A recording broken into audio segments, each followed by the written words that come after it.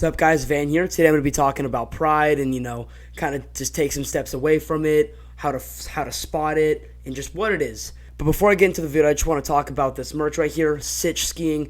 Amazing company. They got shirts, hats, jackets. What's cool about this, it's not Volcom, it's not Vans, it's not Rip Curl. It's not the standard stuff you see every day. It makes you stand out. It looks good, it feels good, and it's a great company, and I suggest you totally check it out. So first I want to start off with a Bible verse. This is coming from 1 John chapter 2, verse 16. For everything in the world, the lust of the flesh, lust of the eyes, and the pride of life comes not from the Father, but from the world.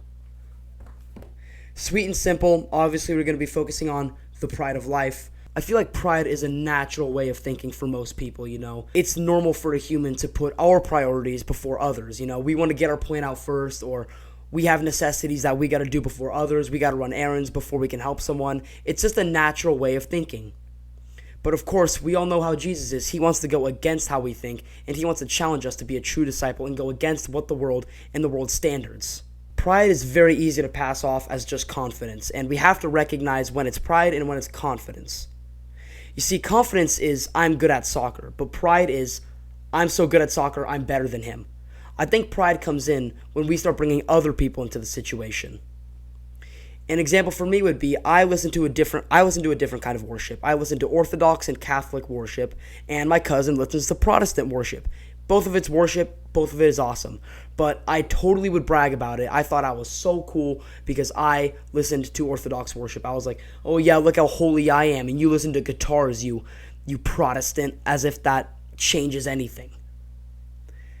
And I was passing it off as, oh, it's constructive criticism. He needs to learn what's good for him and what's not. And I just thought I was better than him just because I listened to a different kind of music. That's a very dumb way of thinking. And you can be prideful in almost anything. Like I just said, worship music, like sports, or personality, or comedy, or any single thing in this world can be prideful.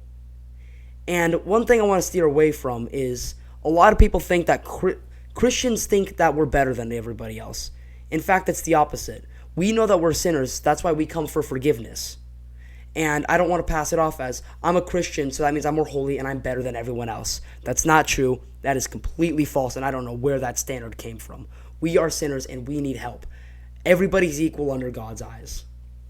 God does not pick favorites. So I noticed when I was prideful, I always pray to God, God, show me what I am blind of. And I was hanging out with some friends, and one of my friends told me, hey, Van, you got a serious pride problem. They said it as a joke, but I kind of took it seriously, and I'm like, they're right. I do have a pride problem. And I know that I did, but I was kind of just ignoring it. Fighting pride means you have to bring in humility. Humility is when you have to prioritize someone else other than yourself.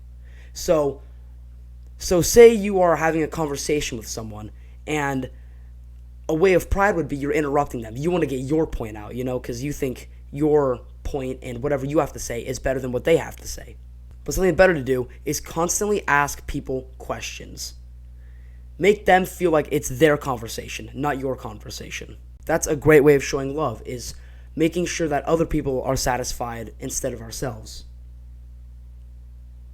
Now, humility is not thinking that you're less of a person, oh, I'm just stupid and I don't deserve anything and everybody's better than me. That's self-hate. You should not hate yourself in the slightest. So a great way to defeat pride is to just ask people questions and make them feel special rather than yourself. And give everybody compliments. I was actually so prideful. When I complimented my friend, he thought I was joking for a good 30 seconds. He thought it was a bit, I was complimenting him like, dang, dude, you've been working out? And he's like, what are you saying? He thought I was like, this was going to lead up to some stupid joke, So I definitely have to work on my pride. I'm still working on it, and I think everybody needs to work on it. Humility is something we have to strive for constantly.